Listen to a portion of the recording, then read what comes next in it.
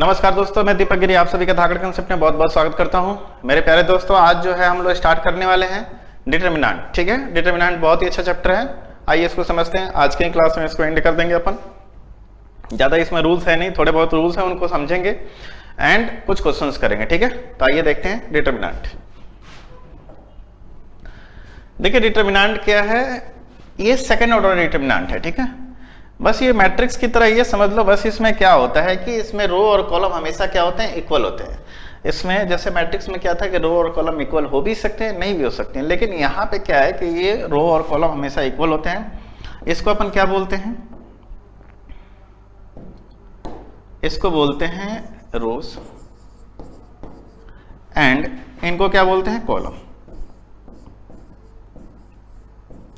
ये A1 B1 क्या है, कॉलम है। A2 B2 क्या है, कॉलम है। और ये रोज है। ठीक है, कॉलम आप लोग ऐसे देखेंगे होंगे कि क्या बोलते हैं, कॉलम।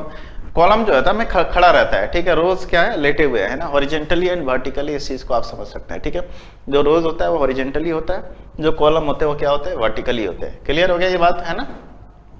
अब ये डिटरमिनेंट सॉल्व कैसे करते हैं, सेकेंड ऑर्डर का डिटरमिनेंट। ठीक है, जैसे देखिए सेकेंड ऑर्डर का डिटरमिनेंट है, इसको आपको सॉल्व करना है। कैसे करेंगे, ठीक है। तो सबसे पहले देखिए यहाँ पे इन एक बात मैं यहाँ से आप लोगों को और बता दूं कि ये प्लस माइनस का खेल क्या चलता है, आप समझिए। जब अपन सेकेंड ऑर्डर का करते हैं तो दिस माइनस दिस। ठीक है, थर्ड ऑर्डर में ये चीज मैं बताऊंगा कि प्लस माइनस का क्या गेम है। ठीक है, पहले तो सेकेंड ऑर्डर में आप समझ लीजिए इस चीज को। क्या करेंगे, पहले इनको गुना करेंगे। तो आपके सामने क्या है, ये cos 75 sin 30, cos 30 है, cos 75 degree into cos 30 degree. ठीक है, माइनस और माइनस इंटू माइनस, चलिए माइनस कर लेते हैं और गुना कर लेते हैं। Minus sine 75 into sine 30 degree. ठीक है, ये हो गया। ये माइनस और माइनस हट के क्या हो जाएगा, तो प्लस हो जाएगा। इसको मैं यहाँ पे प्लस बना दूं तो cos a into cos B plus sine A into sine B क्या होता है, cos a minus B. cos क्या होता है, a minus B. cos a into cos B plus sine A into sine B क्या होता है, cos a माइनस बी होता है। फॉर्मूला डन है ना, ये चीज क्लियर है ना फार्मूला, बिल्कुल। cos a माइनस बी है ना, तो cos 75 डिग्री माइनस 30 डिग्री बराबर कितना हो जाएगा यहाँ से, cos 45 degree. And cos 45 degree की वैल्यू कितनी होती है, 1/√2। क्लियर हो गया नहीं, तो इसका मान कितना निकल जाएगा, 1/√2। ठीक है, डिटरमिनेंट समझ में आ गया। ये चीज सेकंड ऑर्डर का डिटरमिनेंट कैसे सॉल्व करते हैं, क्रॉस मल्टीप्लाई करते हैं यहाँ से यहाँ एंड फिर माइनस का साइन देते हैं। ठीक है, लेकिन जब थर्ड ऑर्डर हो, थर्ड ऑर्डर से ज्यादा हो तो क्या करेंगे, देखिए करना कुछ नहीं है, सिंपल सी बात है। अब ये आपके सामने एक और क्वेश्चन है। ठीक है, हालांकि हमने इसको मैट्रिक्स में सॉल्व भी किया था, फिर भी एक बार कर लेते हैं। a plus i B into A minus i B. ठीक है, गुना कर लिए। माइनस इंटू माइनस क्या हो जाएगा, माइनस ले लेते हैं, चलो, है ना। Minus C plus i D into, ठीक है, सी प्लस आई। ठीक है, अब देखिए ये तो आपके सामने हो जाएगा ए स्क्वायर माइनस आयोटा बी का होल स्क्वायर। तो आयोटा स्क्वायर माइनस हो जाता है तो माइनस माइनस क्या हो जाएगा, प्लस हो जाएगा। यानी से यहाँ से तो निकल गया ए स्क्वायर प्लस बी स्क्वायर, है ना। अब देखिए ये माइनस का सी स्क्वायर, ये डी है। ठीक है, एंड ये क्या होगा, माइनस का डी स्क्वायर। तो माइनस माइनस क्या हो जाएगा, प्लस। यानी कि ये भी क्या निकल के आएगा, सी स्क्वायर प्लस डी स्क्वायर। ये चीज तो आप सॉल्व कर सकते हैं, है ना। देखिए सी में सी से गुना करेंगे तो माइनस सी स्क्वायर, इसको करेंगे तो माइनस सी आई डी, इसको करेंगे तो प्लस सी आई डी। तो minus C i D plus C i D cut गया। अब ये आई डी का होल स्क्वायर हो जाएगा, तो iota square minus 1 D square. तो माइनस डी स्क्वायर आएगा, तो ये माइनस के साथ मल्टीप्लाई होकर क्या हो जाएगा, प्लस डी स्क्वायर, है ना।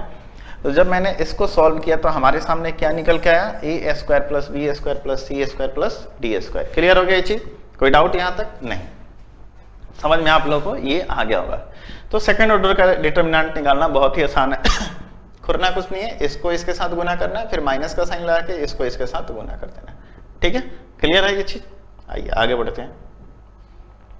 अब थर्ड ऑर्डर के डिटरमिनेंट में क्या करना है, थर्ड ऑर्डर का डिटरमिनेंट समझिए क्या करना है आप लोगों को। मैं यहाँ पे इस चीज को सॉल्व करता हूँ। पहले नंबर तो आप प्लस से स्टार्ट करो, प्लस से स्टार्ट करो। और एक बात का ध्यान रखो, किसी भी एक रो और किसी भी एक कॉलम के साथ आप इसका सॉल्यूशन बना सकते हैं। किसी भी एक रो और किसी भी एक कॉलम को ले सकते हैं। मान लेते हैं सबसे पहले मैंने a1 को उठाया, तो a1 का प्लस से स्टार्ट करो, ठीक है। a1 into b2c3 minus c2b3, ठीक है। मैंने इसको उठाया तो ये ब्लॉक कर दो और इन दोनों के साथ काम करो, ठीक है। उस तरह अब देखो प्लस किया तब क्या करेंगे, माइनस a2। अब आपको लगेगा कि सर माइनस क्यों किया, देखो यहाँ पे मैं बता रहा हूँ क्यों किया माइनस। यहाँ पे रो और कॉलम क्या है, फर्स्ट रो फर्स्ट कॉलम, यानी दोनों को जोड़ने पे क्या आ रहा है, फर्स्ट रो फर्स्ट कॉलम 2 आ रहा है, तो -1 का स्क्वायर करेंगे तो प्लस आ जाएगा। यहाँ पे करेंगे तो क्या आएगा, first row and second column, यानी कि पावर में ऑड नंबर आ रहा है, तो इसलिए माइनस का साइन बाहर आया।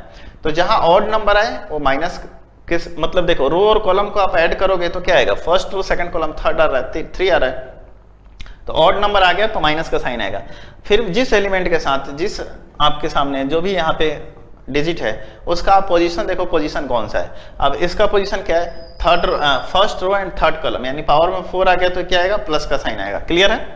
तो चलिए अब मैं इसके साथ सॉल्व करता हूं, तो ये कट गया। अब b1c3 फिर क्रॉस मल्टीप्लाई कर देंगे अपन, b1c3 और माइनस का साइन हमेशा बीच में रहेगा, c1b3। आपको याद नहीं करना है, ठीक है, इस चीज को समझना है। फिर क्या हो जाएगा, प्लस, अब प्लस के साथ आएगा a3।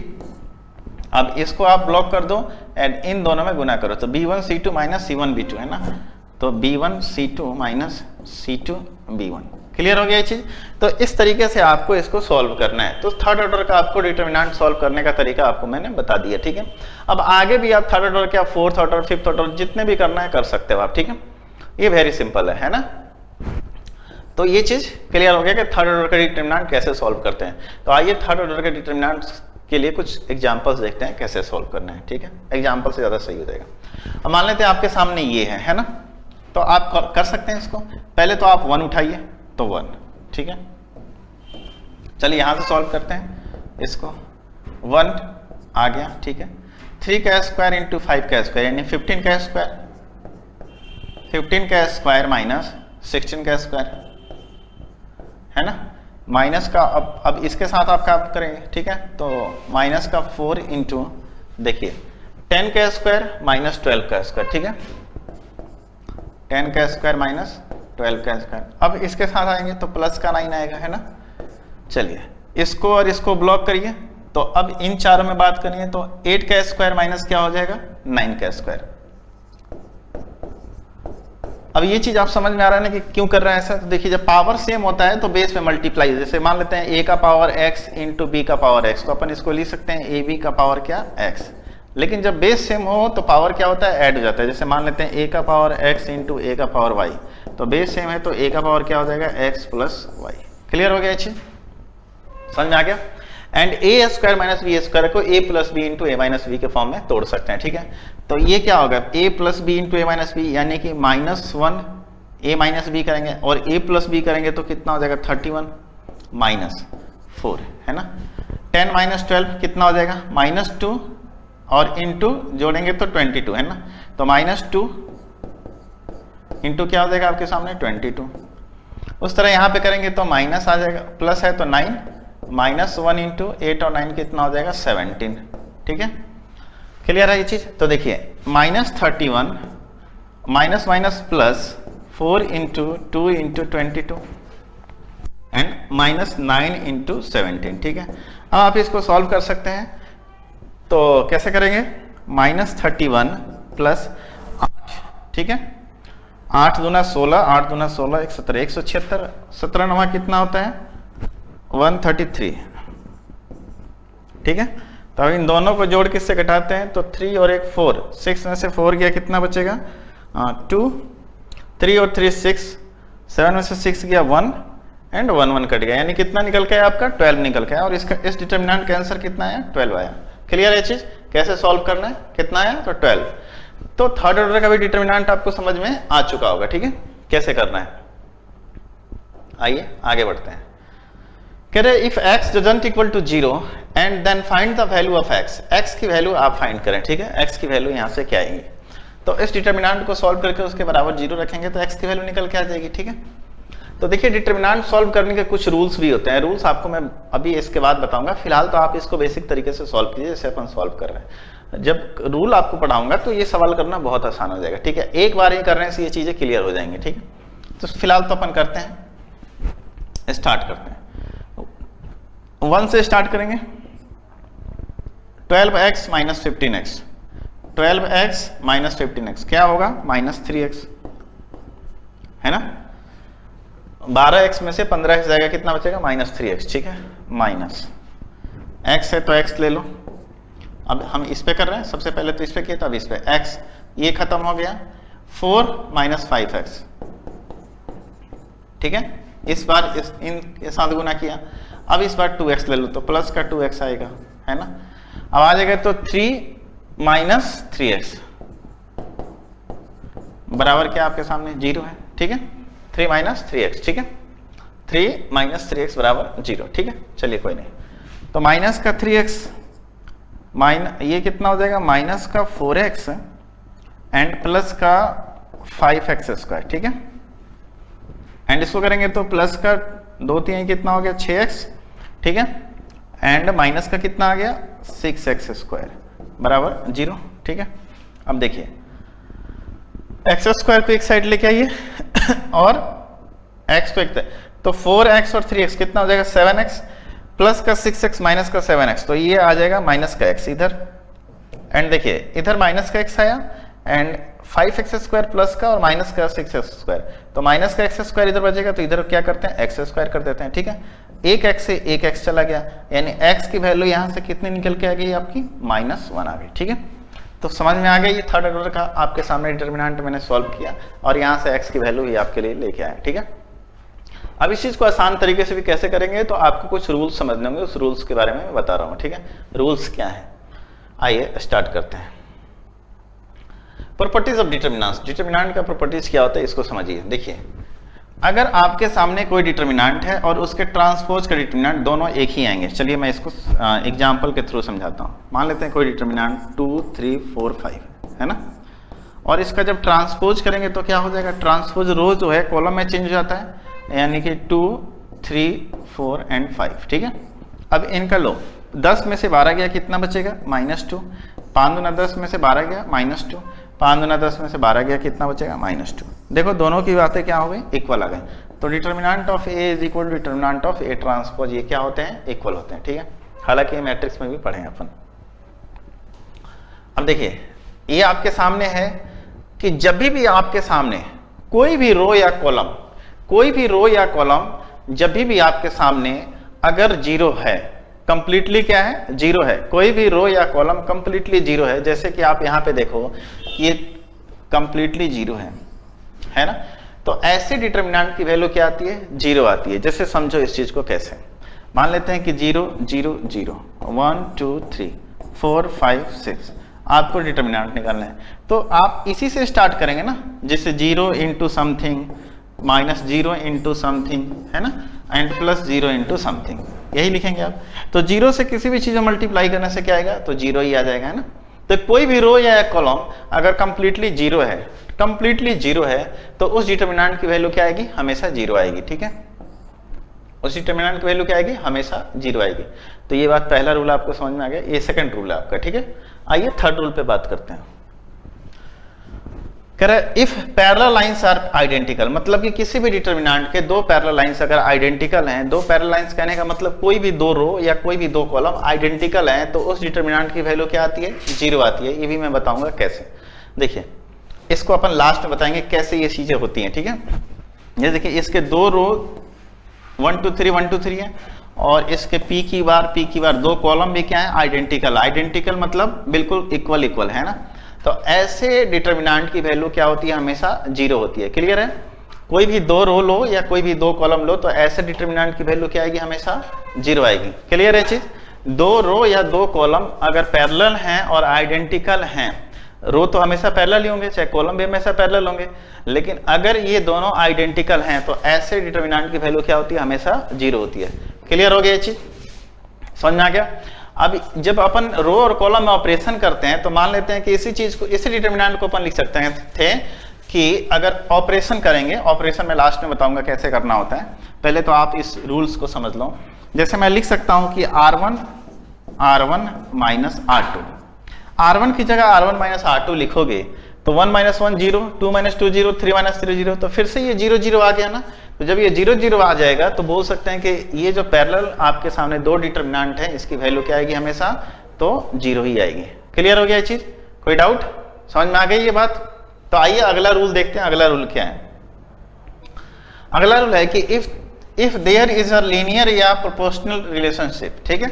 अब देयर इज अ लीनियर या प्रोपोर्शनल रिलेशनशिप हो, जैसे देखो यहाँ पे, अब ये लीनियर प्रोपोर्शनल रिलेशनशिप क्या होता है इस बात को समझो। जैसे कि 1 2 3 है और यहाँ पे 2 4 6 है, तो क्या ये 1 का ही तो मल्टीपल है? 1 का मल्टीपल 2 से इसमें मल्टीप्लाई कर दिया, लीनियर रिलेशन हो गया। यहाँ पे ABC है और मैंने सब में किसी संख्या से भाग दे दिया, तो ये भी क्या है, यहाँ से P अपन कॉमन कर सकते हैं, फिर से ये दोनों चीजें क्या हो गई, बराबर हो गई। उसी तरह देखो यहाँ से 2 कॉमन कर सकते हैं, फिर से ये दोनों चीजें क्या हो गई, बराबर हो गई। इसमें से 2 कॉमन हो जाएगा इस रो में से, इस रो में से P 1 अपन P कॉमन हो सकता है, फिर से ये दो चीजें क्या हो गई, मतलब ये वाली रो और ये वाली रो आइडेंटिकल हो गई। तो वही वाली बात आ गई कि लीनियर प्रोपोर्शनल क्या होता है कि सीधा रिलेशन हो या डिवाइड में रिलेशन हो, कोई फर्क नहीं पड़ता है। अगर दो रो या दो कॉलम में अगर लीनियर रिलेशन है या प्रोपोर्शनल रिलेशन है, तो वैसे कंडीशन में भी इन डिटरमिनेंट की वैल्यू क्या होती है, 0 होती है। क्लियर हो गया? जब ऑपरेशन करेंगे तो सेम यही बातें निकल के आएंगी। जैसे यहाँ से 2 कॉमन करेंगे तो ये 1 2 3 बन जाएगा, फिर से दो लाइन क्या हो जाएंगे, आइडेंटिकल हो जाएंगे। दूसरी बात मैं आपको यहाँ से एक बात और बताना चाहता हूँ कि देखिए, जब भी अगर बात करें इस तरह से, है ना, तो आपको रूल्स पे कम, कॉमन सेंस पे ज्यादा ध्यान देना है। कॉमन सेंस डेवलप करेंगे तभी सवाल जल्दी बनेगा, है ना। रूल से जल्दी सवाल नहीं बनते, फिर भी लेकिन रूल आपको याद होने चाहिए, ठीक है। रूल से क्या होता है कि चीजें थोड़ा जल्दी होती है ना। रूल याद रहेंगे तभी तो आप कॉमन सेंस लगा पाओगे कि हाँ इस तरह भी अपन यूज कर सकते हैं, ठीक है। क्लियर है? तो जब हम ऑपरेशन करेंगे इसका डिटरमिनेंट का, तब आपको बताएंगे कि जोड़ कैसे सकते हैं, घटा कैसे सकते हैं, गुना कैसे कर सकते हैं, भाग कैसे कर सकते हैं। अब जैसे देखो, डिटरमिनेंट में क्या होता था कि हम कोई संख्या से गुना करते थे, सॉरी मैट्रिक्स में, तो सभी एलिमेंट में उसको गुना करना होता था, लेकिन यहाँ पे नहीं है। अगर मान लेते हैं यहाँ पे 2 से गुना कर रहे हैं तो किसी एक रो या किसी एक कॉलम में गुना करेंगे। अगर मैं कॉमन करता हूं तो किसी एक रो या किसी एक कॉलम से ही कॉमन कर सकता हूं कोई भी चीज, ठीक है। इस बात का भी ध्यान रखेंगे आप।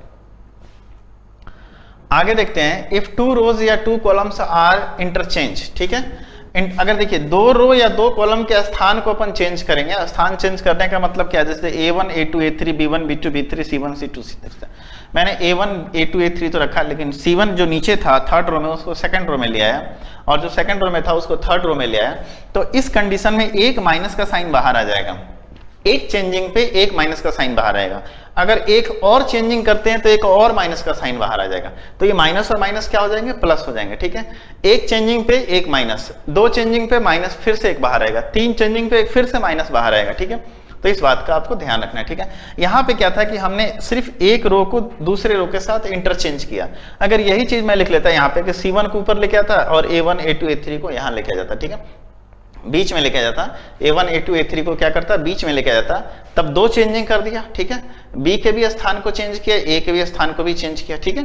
तो इस कंडीशन में अपन क्या बोलेंगे कि एक माइनस और बाहर आ जाएगा, ठीक है। तो ये क्या हो जाता, प्लस के साइन है, ठीक है। एक चेंजिंग पे एक माइनस बाहर आएगा। ये आगे अपन चीजें जब सवाल करेंगे तो इसका बहुत यूज होने वाला है, ठीक है। आइए आगे बढ़ते हैं। कह रहा है कि ABC जो है, समझो एक ये मैट्रिक्स है, इसकी वैल्यू कितनी है, n है। मैंने एक रो में k से मल्टीप्लाई किया तो इस वैल्यू में भी किससे मल्टीप्लाई हो जाएगा, k से हो जाएगा, है ना। अगर देखो यहाँ पे मैंने सब में k से मल्टीप्लाई कर दिया, ठीक है, यानी कि 3 बार k से किया, तो बाहर किससे मल्टीप्लाई करना होगा, KQ, ठीक है, KQ यानी कि 3k से, ठीक है। क्लियर हो गया चीज? ये बात मैंने अभी थोड़ा देर पहले बताई थी आपको, तो ये भी कंसेप्ट आपको समझ में आ चुका होगा, ठीक है। अब देखिए यहाँ पे कुछ डिटरमिनेंट्स ऐसे हैं जिनकी वैल्यू आपको याद रख लेनी चाहिए, नहीं अगर याद है इसको अपन सॉल्व भी कर सकते हैं। देखो सॉल्व कैसे करेंगे, मान लेते हैं ये डिटरमिनेंट है, ठीक है। तो मैंने क्या बताया था कि इसको सॉल्व करने से पहले मैं आप लोगों को एक चीज और बताता हूं। इसको भी सॉल्व करने से पहले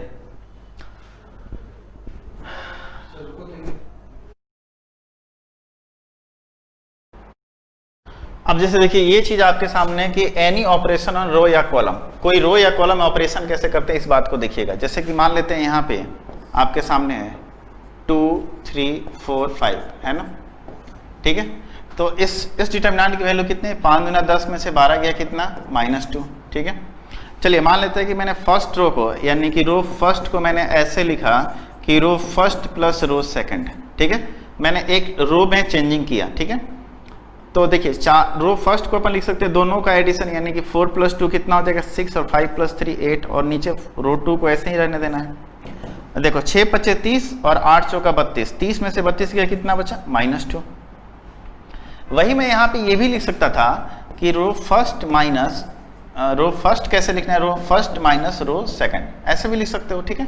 तो देखिए फर्स्ट को क्या लिखना है, फर्स्ट माइनस सेकंड, यानी 2 - 4 कितना हो जाएगा, तो -2, 3 - 5 कितना हो जाएगा, -2, ठीक है। और इसको 4 और 5 आप रहने दो, ठीक है। -10 एंड +8, तो यहाँ से भी देखो कितना है, -2 आया कि नहीं है। तो देखो इस तरह जैसे रो में हमने किया है उस तरह अपन कॉलम में भी कर सकते हैं।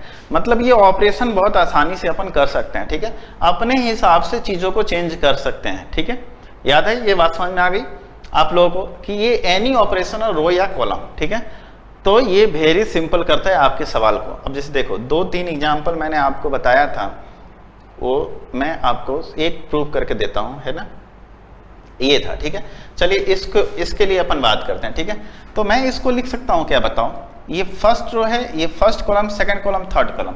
तो मैं फर्स्ट कॉलम को क्या लिख सकता हूँ, column first = column first minus column second 2, and column second 2 को क्या लिख सकते हैं, सेकंड कॉलम सेकंड को C2 - C3, ऐसे दो चेंजिंग करते हैं। तो अपन फर्स्ट को चेंजिंग करेंगे तो क्या आएगा बताओ, यहाँ पे फर्स्ट को करेंगे तो 1 - 1 0, x - y and yz - zx, ये हो गया। सेकंड कॉलम क्या लिख सकते, C2 - C3, ठीक है, ठीक है, ठीक है, C2 - C3, ये भी 1 - 1 0, यहाँ पे क्या आएगा y - z, ठीक है। यहाँ पे क्या आएगा zx - xy, एंड थर्ड को आप ऐसे लिख दो 1 z एंड xy, ठीक है। अब हम क्या करते हैं, जीरो वाले से तो अपने को करने की कोई मतलब ही नहीं बनता है, जीरो के साथ कुछ भी मल्टीप्लाई होगा जीरो ही हो जाएगा। तो अब आप किसके साथ इसका सॉल्यूशन करोगे, कैसे, तो 1 पे कर लो, तो इसको और इसको हटा दो, 1 प्लस के साइन के साथ आएगा इंटू xy, और यहाँ पे हम क्या करेंगे, ये देखिए zx इंटू xy है, तो यहाँ से x कॉमन कर लेंगे, तो क्या आएगा x - y, ठीक है, इंटू x को बाहर कर लिया तो x आ गया, और यहाँ पे क्या बनेगा z - y, ठीक है,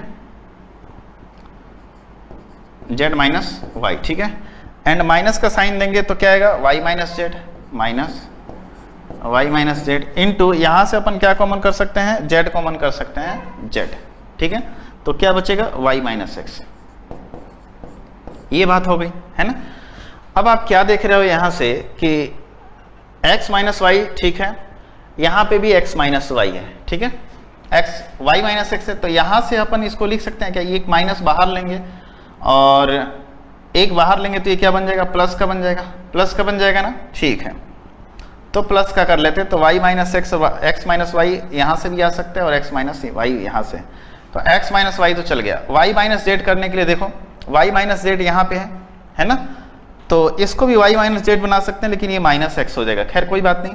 चलिए हम दोनों में से कॉमन कर लेते हैं, और ये माइनस बाहर निकल के क्या बन जाएगा, प्लस बन जाएगा। तो x - y तो बाहर आ गया, ठीक है, यहाँ से y - z, यहाँ से भी y - z, तो y - z भी बाहर आ गया, ठीक है। यहाँ प्लस x था तो अब क्या बचेगा -x, और ये क्या बच जाएगा प्लस आपके सामने z, तो क्या बन गया z - x। तो देखिए x - y y - z z - x आ गया। तो जब भी आपके सामने कभी कभी सवाल आपके लिए ऐसा कुछ आएगा, इस फॉर्म में आएगा 1 1 1 x y z y z z x x y, या फिर ऐसे रहेगा 1 1 1 x y z y z z x x y। याद रखिए यहाँ पे 1 है x है तो यहाँ पे y z है, 1 है y है x z है, 1 है z है x y है, ठीक है। चाहे ऐसे रहे चाहे ऐसे रहे, खेल इसकी वैल्यू क्या आएगी, x - y y - z z - x। याद रखना इस बात को, ठीक है, क्या आएगी तो x minus Y, Y minus Z and Z minus X. Clear है ये चीज? तो इस चीज को आप थोड़ा सा रिकॉल कर लेना कि आपसे डायरेक्ट एग्जाम में ऐसे सवाल आएंगे। एक और देखिए, इस तरह इसको भी आप सॉल्व कर सकते थे, 1x X square, 1y Y square, 1z Z square, चाहे ऐसे रहे, इसकी वैल्यू क्या आएगी? वही आएगी। ठीक है, x minus Y, Y minus Z, Z minus X. इसको भी आप वैसे ही प्रूव कर सकते हैं। ठीक है, दो को घटा के। ठीक है, हालांकि अब आप इसको प्रूव कर लेना, लेकिन आप इस रिजल्ट को डायरेक्ट याद रखने की कोशिश करना। ठीक है, देखो प्रूफ करना एग्जाम में करोगे थोड़ा टाइम लग जाएगा, नहीं अगर याद है तो प्रूफ कर लो, लेकिन ये एक सीक्वेंस बना रहा है। ठीक है, तो इससे क्या होगा कि याद करना आपके लिए आसान है। ठीक है, अब देखिए, एक चाहे ऐसे रहे 1 1 1 X Y Z X cube Y cube Z cube, चाहे ऐसे भी हो सकता है 1 1 1 1 X Y Z X cube Y cube Z cube. ठीक है, तो इसका रिजल्ट क्या है? ये तो था ही, साथ में एक चीज और ऐड कर लो, X Y plus Y Z plus Z X. इस चीज को भी और समझ लेना। ये आपका 9वां है। ठीक है, 9वां रिजल्ट मैंने आपको बताया। एंड आखिरी रिजल्ट ये है आपके सामने, आखिरी शायद मैंने आपको पहले ही बता दिया।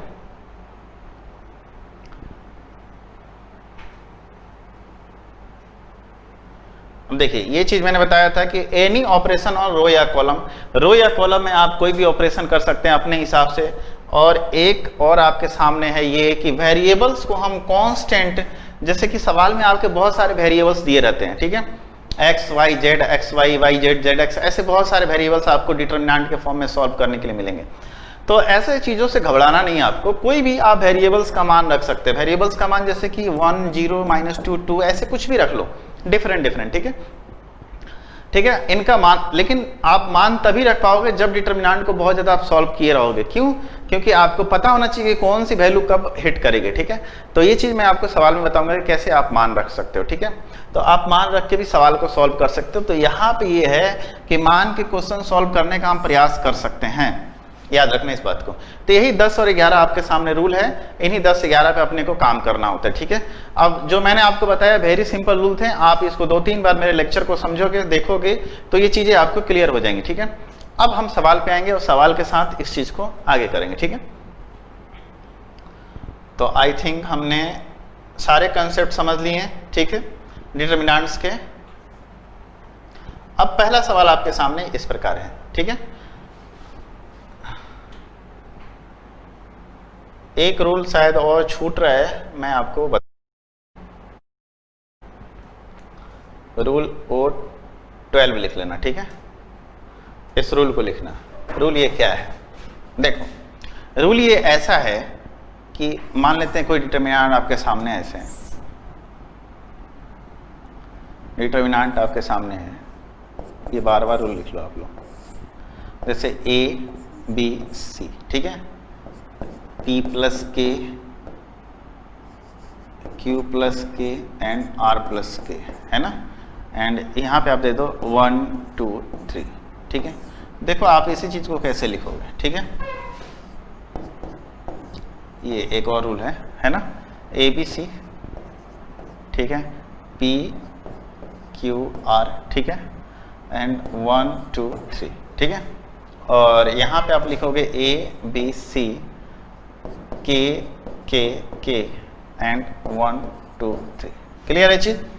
तो आप क्या करोगे, इस डिटरमिनेंट को आप ऐसे फॉर्म में तोड़ सकते हो। ठीक है, ये आप इस चीज को ऐसे लिख सकते हो। ठीक है, तो अब ये चीज आपको समझ में आ गया होगा ये कैसे लिखना है ना। अब आइए हम सवाल करते हैं। सवाल आपके सामने कुछ इस प्रकार है। ठीक है, यहाँ पे क्या है, 2x 2y 2z है। अब आप इसको क्या लिख सकते हैं, कोई जरूरी नहीं है कि वहाँ k भी हो, कोई भी डिफरेंट नंबर ऐड कर सकता है, बस मैंने आपको k1 k2 k3 कर देता हूँ ताकि आप कंफ्यूज ना हो। k1 k2 k3, तो आप k1 k2 एंड k3 कर सकते हो। ठीक है, क्लियर है? चलिए आइए सवाल देखते हैं। सवाल इसको अपन लिख सकते हैं, क्या बताइए, यहाँ पे a b c and x y z plus, इसी चीज को लिख सकते हैं a b c 2x 2y 2z and x y z।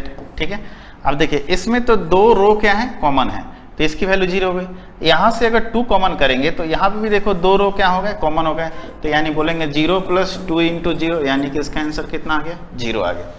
Clear है, कितना आ गया, 0 आ गया, समझ में आ गया। तो ये इंटू का साइन है, माइनस नहीं है, ठीक है, 2 × 0, क्योंकि यहाँ से 2 कॉमन करेंगे तो XYZ 2 रो कॉमन आ गए, तो इसका मतलब क्या होगा, इसकी वैल्यू, डिटरमिनेंट की वैल्यू कितनी होगी, 0 हो गई। ठीक है, आइए अगला सवाल देखते हैं। अगला सवाल आपके सामने है कि Q - P - Y और आपके सामने क्या है, R - Z, P - X Q R - Z, P - X Q - Y R, ये आपके सामने है। ठीक है, अब देखिए ऐसे सवाल में आपके सामने बोल रहा है कि P/X Q/Y R/Z की वैल्यू निकाल के लेके आओ। ठीक है, और ये तो डिटरमिनेंट है, इसके सामने किसकी वैल्यू दे रखा है, 0। 0 तभी होगा ना, सोचो एक बार के लिए, 0 तब होगा जब कोई भी एक रो या कोई भी एक कॉलम इसका 0 हो जाए, तभी हो सकता है 0। कोई भी एक रो और कोई भी एक कॉलम 0 हो जाए, हालांकि 0 होने के बहुत सारे तरीके हैं, 2 रो भी इक्वल हो जाए तो भी 0 हो जाएगा, लेकिन मैं आपको सिंपल सा वे आपको समझाना चाह रहा हूं कि कोई भी एक रो या कोई भी एक कॉलम अगर 0 है तो इस डिटरमिनेंट की वैल्यू क्या होगी, 0 होगी। बिल्कुल, ये बात क्लियर है, आप लोगों को समझ में आ गया। तो चलिए ये बात अगर क्लियर है तो मान लेते हैं ये 0 के बराबर है, 0 के बराबर है, तो मैं ले लेता हूं P = 1 0, Q - Y = 0, that imply Q बराबर क्या आ जाएगा यहाँ से, Y, एंड R - Z बराबर अगर 0 लेता हूं, दैट इंप्लाई R बराबर क्या आएगा, Z। ठीक है, तो चलिए P बराबर हमने 0 लिया तो ये तो क्या हो गया, 0 हो गया।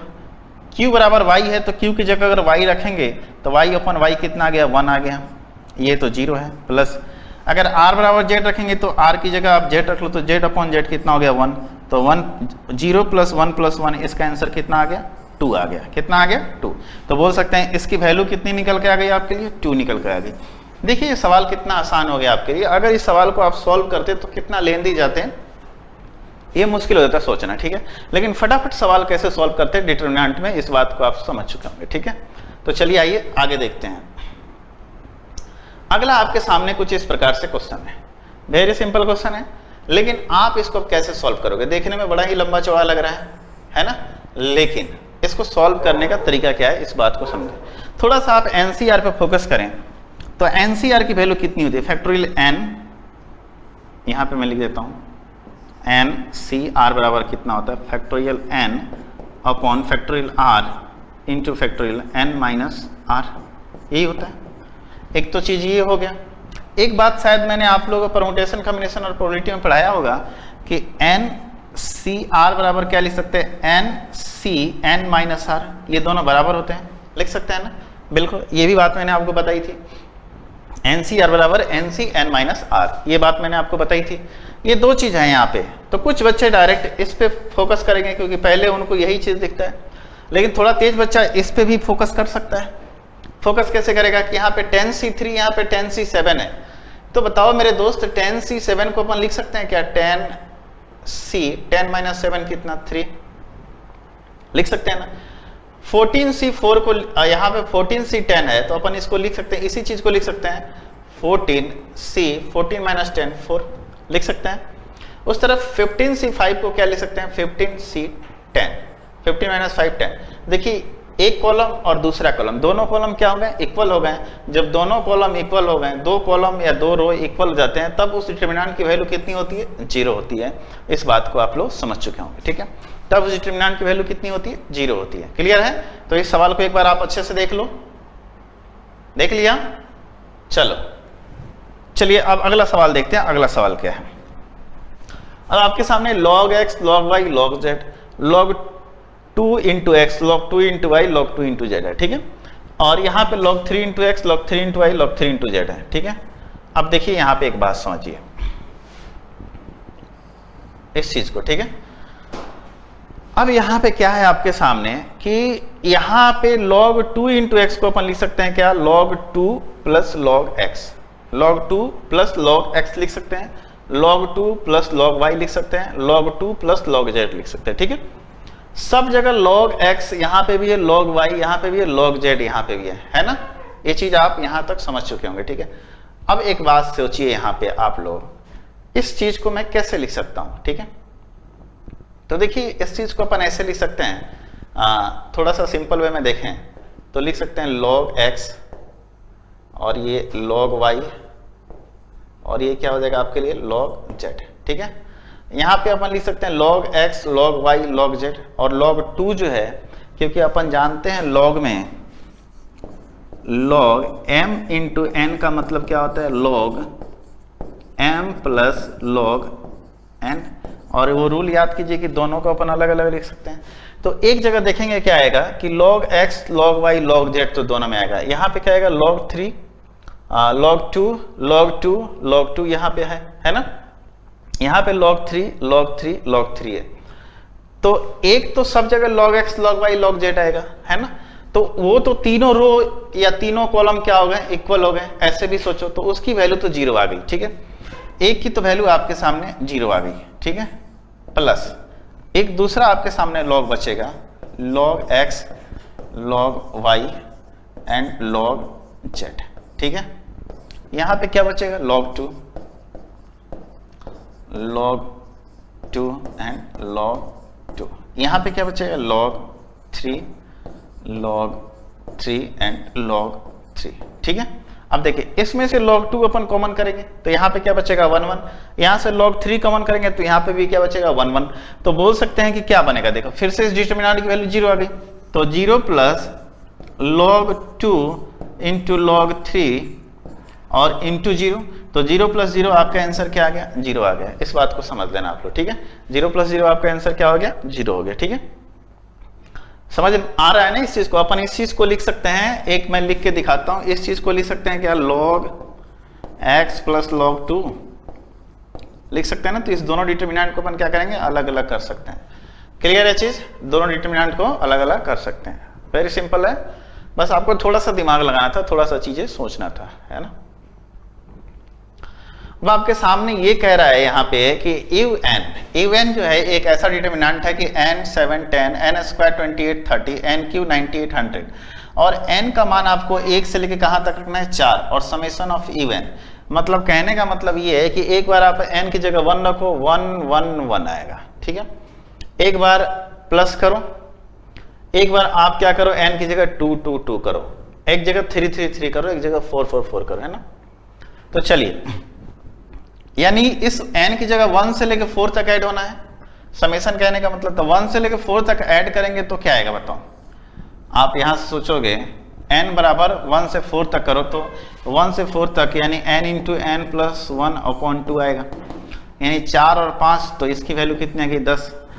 स्क्वायर की बात करें तो फॉर्मूला क्या होता है, n into N plus 1 into 2n plus 1 upon में 6, n की जगह आप 4 रख दो, 4 5 और ये कितना हो जाएगा 4 इंटू 5, है ना, और ये 9 आ जाएगा अपॉन में 6, 2 3 6 2 दूना 4 3 3 9, यानी 5 3 15 दूना कितना हो गया 30, यानी इसकी वैल्यू कितनी आ गई हमारे पास 10 आ गई, इसकी वैल्यू कितनी आ गई 30 आ गई। अब Q का फॉर्मूला क्या होता है, तो n into N plus 1 upon 2 का होल स्क्वायर। तो इसकी वैल्यू कितनी आई थी 10 आई थी, तो 10 का स्क्वायर करेंगे तो कितना आएगा 100 आएगा। जैसे आप यहाँ पे 1 से लेके n तक, तो यहाँ पे आप लिख सकते थे n into N plus 1 upon 2, यहाँ पे क्या लिख सकते थे n into N plus 1 into 2n plus 1 upon में 6, यहाँ पे लिख सकते थे n into N plus 1 upon 2 का होल स्क्वायर, और बाकी के दो कॉलम ऐसे लिख सकते। तो आपको देखना क्या कि 10 30 100 और 10 30 100 ये दोनों रो जो कॉलम जो हैं क्या हो गए, इक्वल आ गए। तो जब दोनों कॉलम इक्वल आ गए तो इसकी वैल्यू कितनी हो जाएगी, दो कॉलम इक्वल है तो इसकी वैल्यू हो जाएगी 0। क्लियर है, जब दो कॉलम इक्वल आ गए तो इसकी वैल्यू कितनी हो जाएगी, 0 हो जाएगी। मैंने कुछ रूल्स आपको बताए थे, उस रूल्स को आप ध्यान में रखना। दो रो या दो कॉलम अगर 0 हो जाते हैं तो उस समय डिटरमिनेंट की वैल्यू कितनी हो जाती है, 0 हो जाती है। क्लियर हो गया, ये बात समझ में आ गया आप लोगों को। चलिए आइए आगे देखते हैं। अब देखिए एक बात याद रखिए, 1 1 1 a plus 1 a plus 2 a square a plus 1 का स्क्वायर a प्लस 2 का स्क्वायर। कुछ आपको शायद याद आया होगा कि इसकी वैल्यू क्या होती है। अगर a को हम x मानते हैं, a प्लस 1 को अगर y मान लेते हैं, सपोज दैट इसको x मान लें, इसको हमने y मान लिया और इसको हमने क्या मान लिया, z मान लिया। तो मैंने क्या बताया था 1 1 1 X Y Z X square Y square Z square, इसका फॉर्मूला क्या था, हमने क्या बताया था एक्स माइनस वाई, तो एक्स की जगह क्या है ए है, A minus 1 X minus Y into Y minus Z यानी A plus 1 minus A minus 2 X minus Y Y minus Z and Z minus X यानी ए प्लस 2 माइनस ए। याद आया उस फॉर्मूला का मतलब क्या हुआ, आप लोगों को समझ में आया क्या? तो यहां से बना -1 और यहां से बना -1 इनटू में, और यहां से क्या आया आपके सामने 2 आया, तो आपका आंसर कितना हो गया 2। -1 इंटू -1 प्लस 1 इंटू 2 कितना हो गया 2। याद कीजिए उस समय मैंने बताया था क्या आपके सामने एक फॉर्मूला था 1 1 1 X Y Z and X square Y square Z square. Formula क्या था X minus Y into Y minus Z into Z minus X, ये बात बताया था। तो हमने क्या किया कि ए को एक्स मान लिया, ए प्लस वाई को वाई मान लिया और ए प्लस 2 को जेड मान लिया। यहाँ से क्लियर है बिल्कुल, है ना? तो ये क्या हो गया एक्स का स्क्वायर, ये वाई का स्क्वायर, ये जेड का स्क्वायर। तो हमने X minus Y and Y minus Z and Z minus X रख दिया और ये सवाल आपके लिए क्या हो गया सॉल्व हो गया। क्लियर है ये चीज, कोई डाउट नहीं? आइए अगला सवाल देखते हैं। अगला सवाल आपके सामने कुछ इस प्रकार से है ना, ये 1 1 1 है, ठीक है। मैं क्या कर सकता हूं इसको, अब इसको देखिए, अब थोड़ा सा मैं यहाँ पे आप दो तरीके से सवाल कर सकते हैं। एक्स वाई जेड की वैल्यू कुछ मान लो, आप एक्स वाई जेड की वैल्यू 1 2 3 मान लो तो भी सवाल सॉल्व हो जाएगा, ठीक है।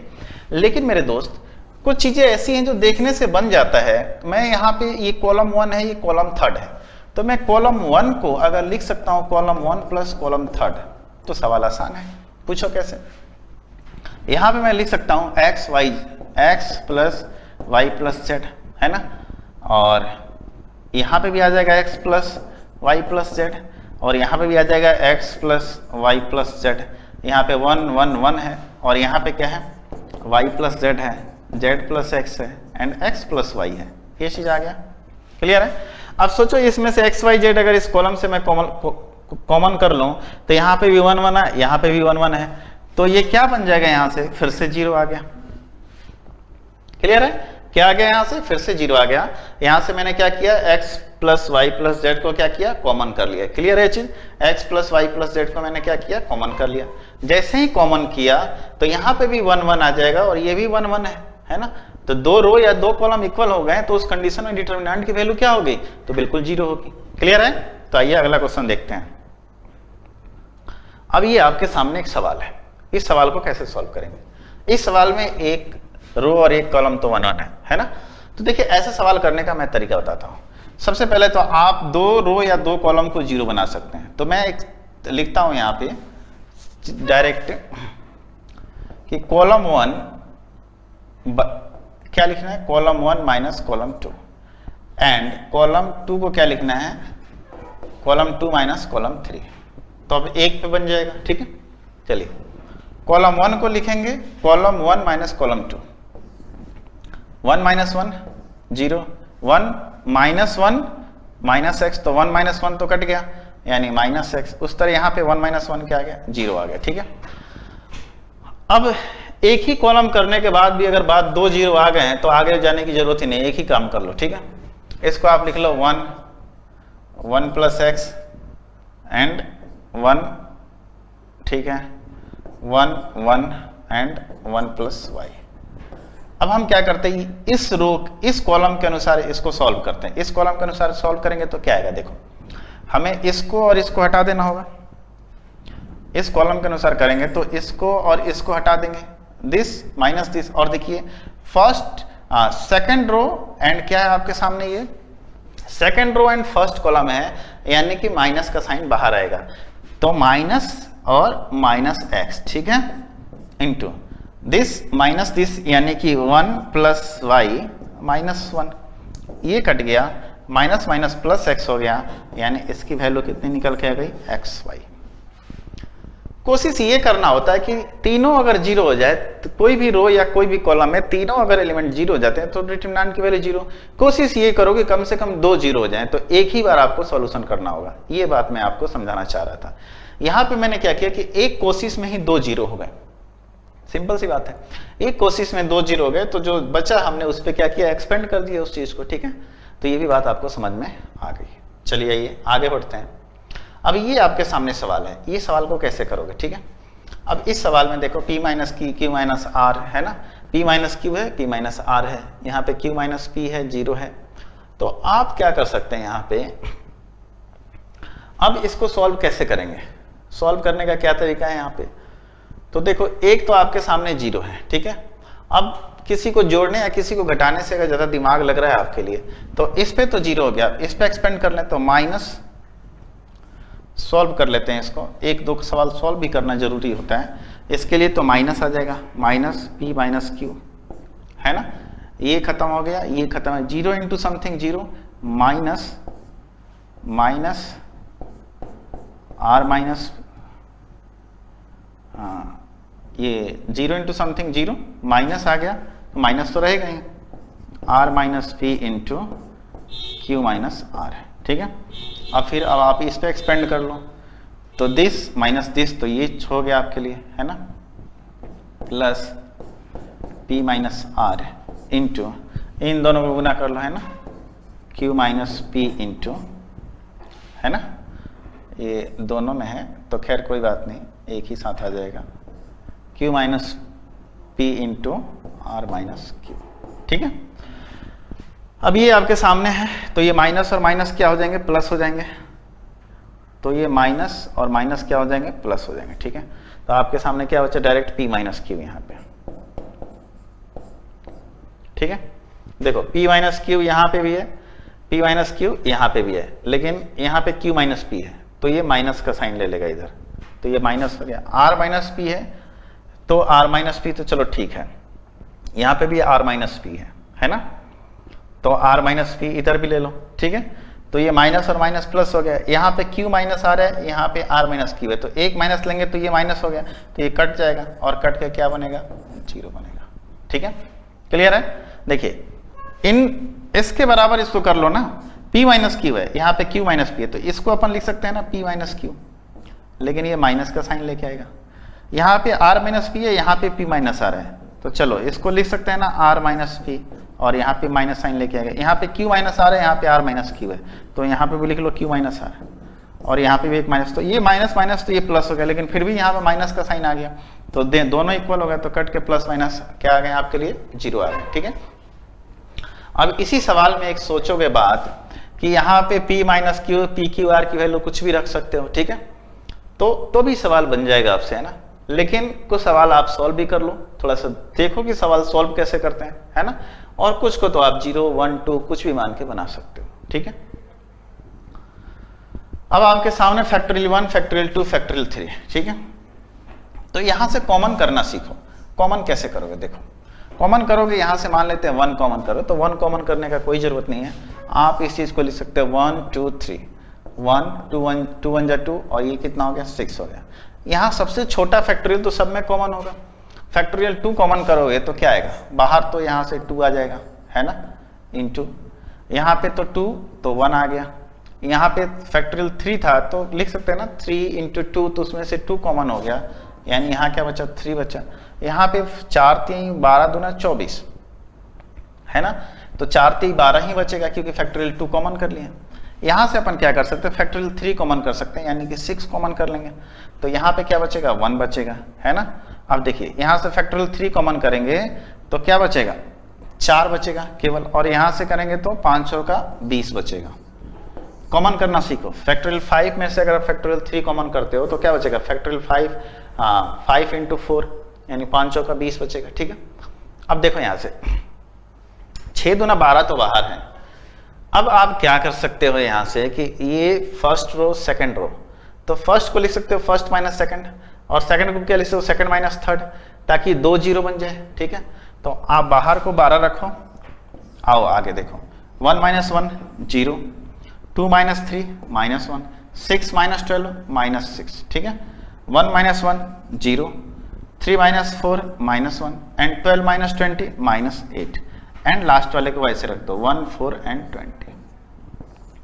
अब देखो 12 तो बाहर है, अब हम इस पे एक्सपेंड करते हैं, ये और ये तो खत्म हो गया, और ये फर्स्ट कॉलम थर्ड रो यानी पावर में 4 आ रहा है तो ये पॉजिटिव ही लेके आएगा तो 12। चलो ठीक है, -1 इंटू -6 कितना हो गया 6, -8 इंटू माइनस यानी कितना हो गया -8 हो गया। ठीक है, माइनस माइनस प्लस, माइनस का साइन बाहर आएगा तो यहाँ -2 यानी कि 12 इंटू -2 आएगा यानी कितना हो गया 12 दूना 24, माइनस का 24।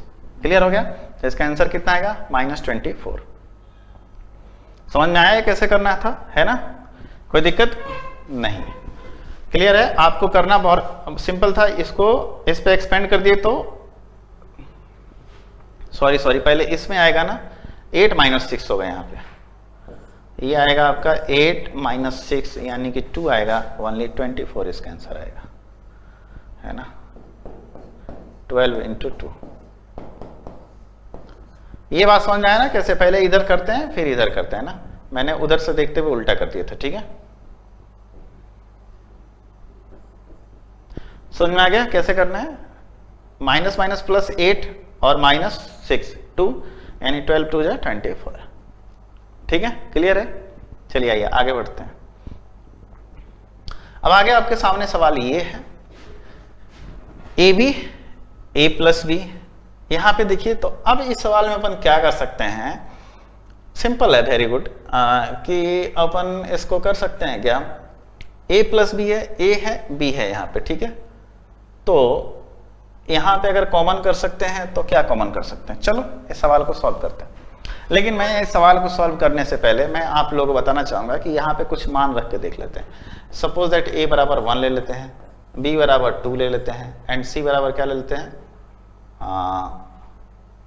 तीनों 1 1 भी ले सकते हो, 1 ले लो, एंड C = भी 1 ले लो। चलो तो क्या हो जाएगा, 2 1 1 1 2 1 एंड 1 1 2।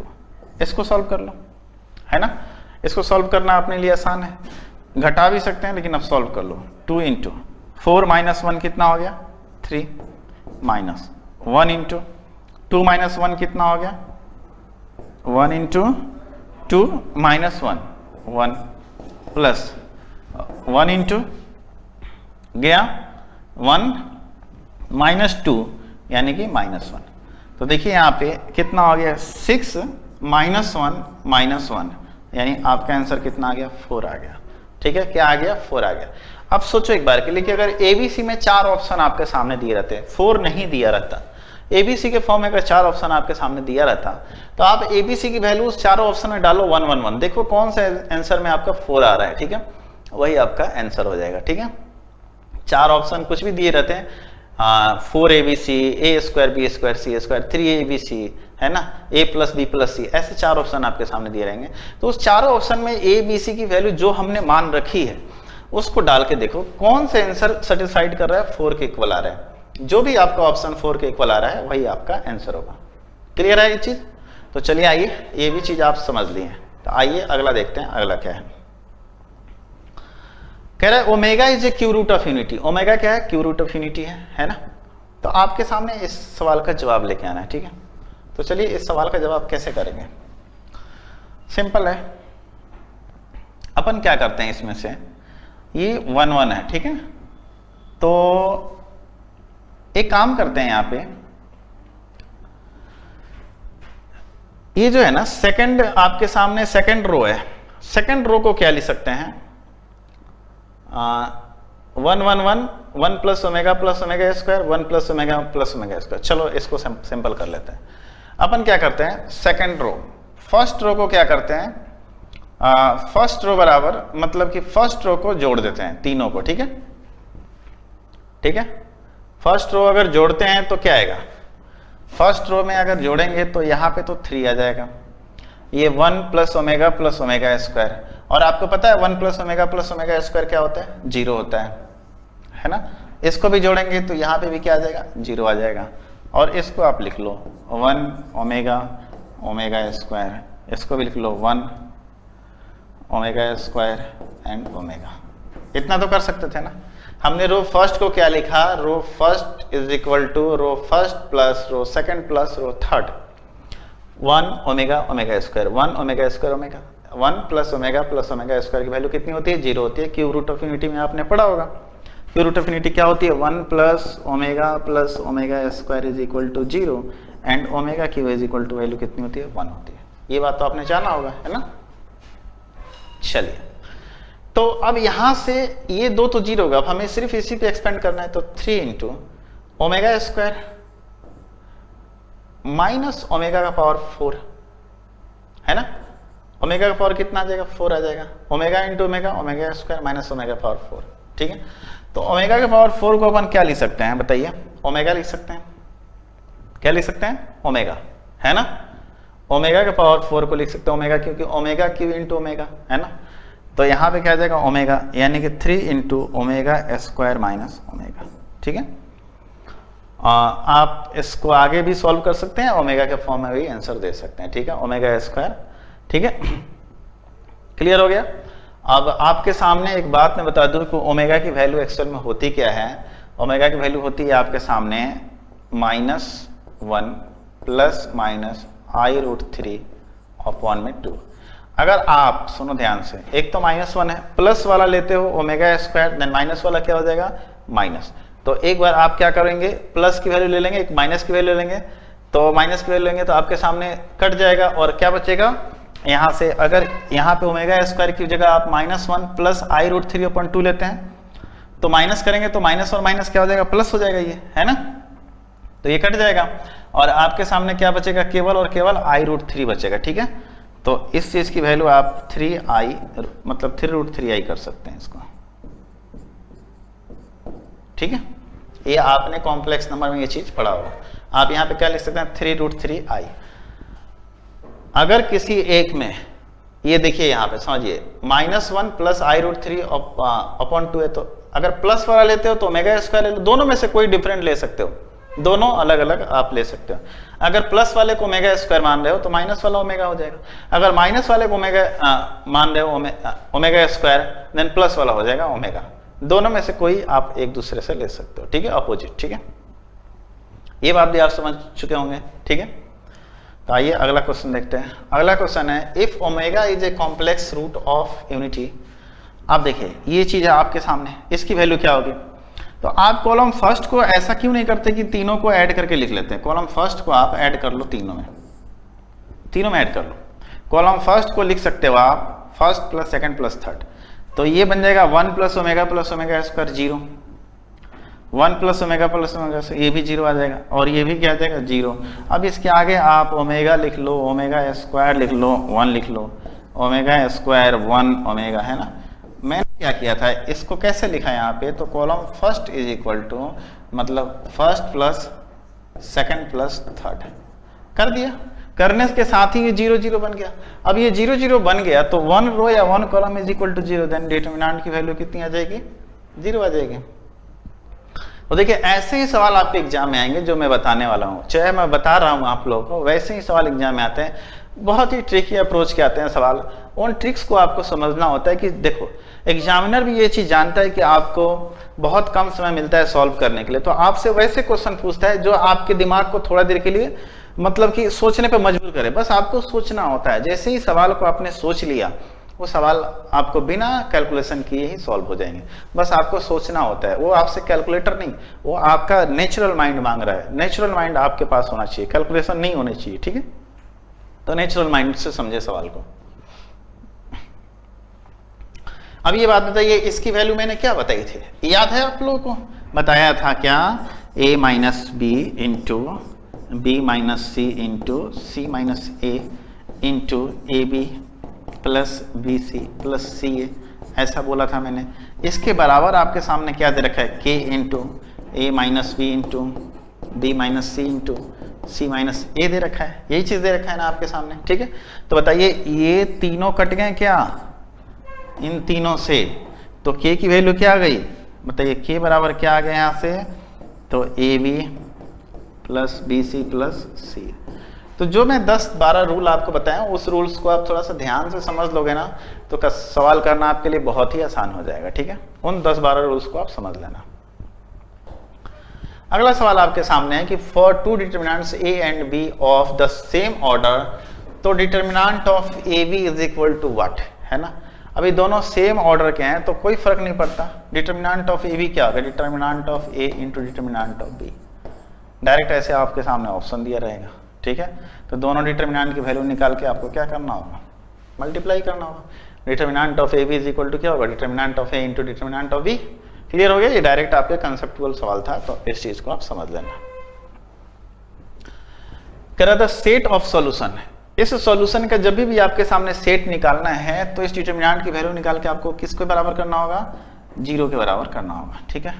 0 के बराबर कर लेते हैं, क्या आएगा 5 ले लो तो माइनस का 2x और ये 6 है आपके लिए -12, ठीक है ना। -3 कर लो, ये कट गया, ये कट गया, 14 -18, ठीक है। इसका ले लो आप तो प्लस माइनस -1 तो आएगा ही आएगा, ठीक है। -42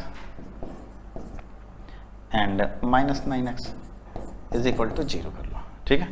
अब इसको सॉल्व कर लेते हैं। सॉल्व करेंगे तो कितना हो जाएगा, माइनस का 10x